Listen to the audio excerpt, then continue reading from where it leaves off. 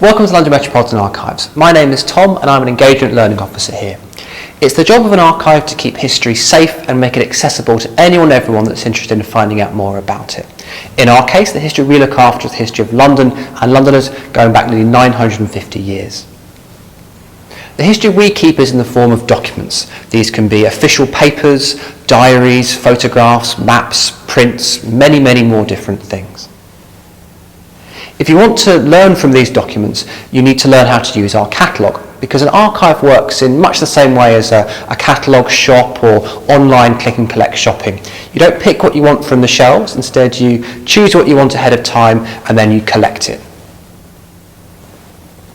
When you come to the archive, you'll find that it's divided up into different spaces, and each of the spaces is designed to help you with a sort of different stage of your archive journey. And when it comes to choosing what you want, you need to come to the information area, where we are now.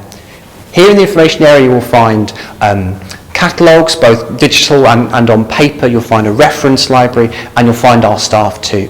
And we're here to help you find what you want on the catalogue. And once you've found what you want on our catalogue, you'll see there's a number. Every document in the archive has a number attached to it, and you use that number to order your document. Once you've chosen your document, you'll find that some things are available digitally in our Mediatek area, and other things are available to see in person in our archive study area.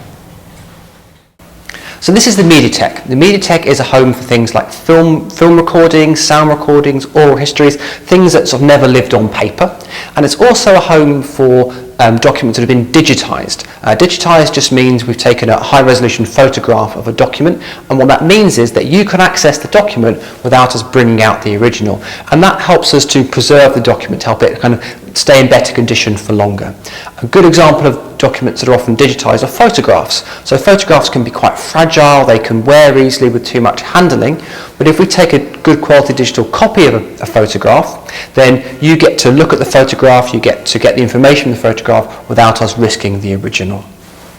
Although we digitise many documents here at London Metropolitan Archives, we can't digitise everything, and there's no substitute for looking at original documents, and to do that we're going to go through to the archive study area.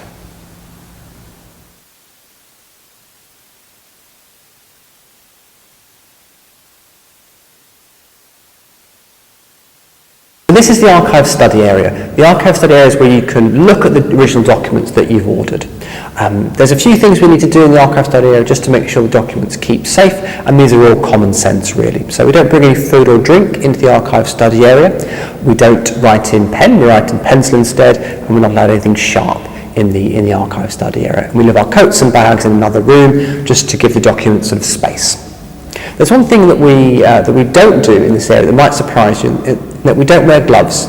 So often you'll see people on television, you'll see people handling archives wearing gloves, but really it's probably riskier to wear gloves than to not. And the reason is, if you're wearing gloves, you tend to be a bit clumsier, a bit less dexterous, and so you're more likely to tear the pages. So it's only in special circumstances do we wear gloves. If we're handling photographs, because the materials that the photographic prints are made of are quite sensitive to the oils and other things on our fingertips. And if we're handling documents that are very dirty, because we don't want to spread that mess to other documents.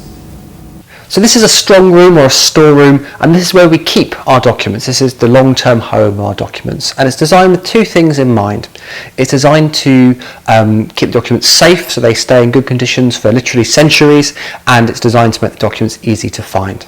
In terms of keeping documents safe, we control the temperature of these rooms, so they shouldn't be too hot or too cold. They should be a nice kind of cool temperature, and they should stay the same temperature the whole year round. We also control the humidity, so that's the amount of moisture in the air. We want these rooms to be fairly dry. That's the optimal condition for most archival documents. As well as controlling the temperature and the humidity, there's a few other things we need to take care of as well. Documents are at risk of fire, as you'd imagine. Lots of them made out of paper and other flammable materials, so we have to have very good fire precautions in a room like this, sprinkler systems and things like that. And because of the sprinkler systems and other things as well, we need to be aware of the risk of flood too, so we need to keep an eye on any drips and leaks and things like that, and all the documents in these rooms are packaged in one way or another. And the final thing we need to take care of is pests. So believe it or not, there's various kind of creepy crawlies and bugs that will quite happily munch rummage their way through paper or wood or leather or any of the things we have in the archive. So we have to make sure there's adequate pest control, keep an eye on infestations and the like. So these rooms are also designed to make things easy to find and accessible. This is really important because partly in terms of providing our public service, so we only have 20 minutes from you putting a document slip in, from you ordering a document to arriving in the archive studio, so things need to be easy to find. But also we're a very big archive, we're one of the biggest archives in the country, and the way you measure the size of an archive is, you imagine if we took every shelf in the building and rather than have them sort of stacked on top of each other, we made one giant shelf out of all the shelves in the building. If we were to do that, our shelf would measure about 100 kilometres or 60 miles. You could think of that as from London to Brighton.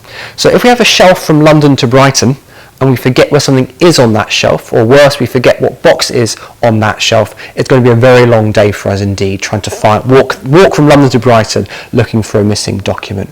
So I mentioned upstairs that every document in the catalogue has a reference number. You can see these on the spines of the document, and as well as every document having a reference number, every shelf has a reference number as well, and we make sure those two always match up in our database and everything goes back just where it's meant to be at the end of the day.